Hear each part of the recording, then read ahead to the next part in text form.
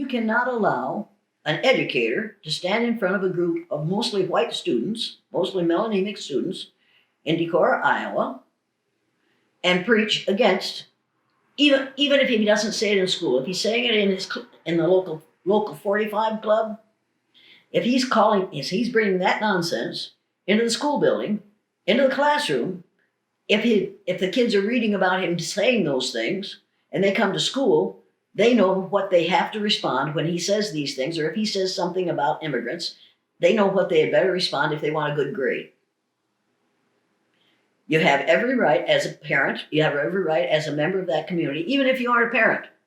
You have every right and you have a responsibility to say to and about him, keep your racist behaviors and beliefs to yourself.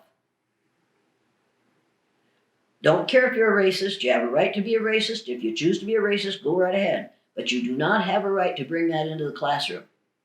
And if you're going to make these statements in a place in public, in this city, in this town, where students will hear about it, and then will have to come to school, to your classroom, where they've heard their parents talking about it at home, and they're supposed to regard you just the way they regard all the other teachers who aren't espousing these ridiculous beliefs.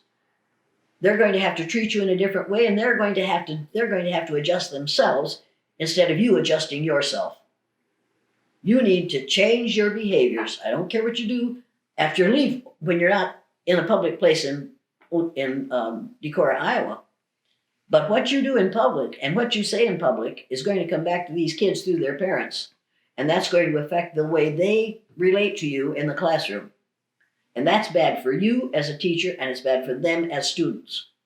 They should not be told, well, you have to pretend to agree in order to go along with you. And you shouldn't have to pretend that you don't believe any of these things in order to be a teacher. You just have to keep your beliefs to yourself in the classroom.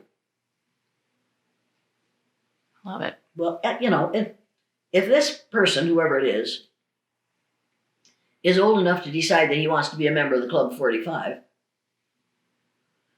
then he's old enough to read The Destructionists.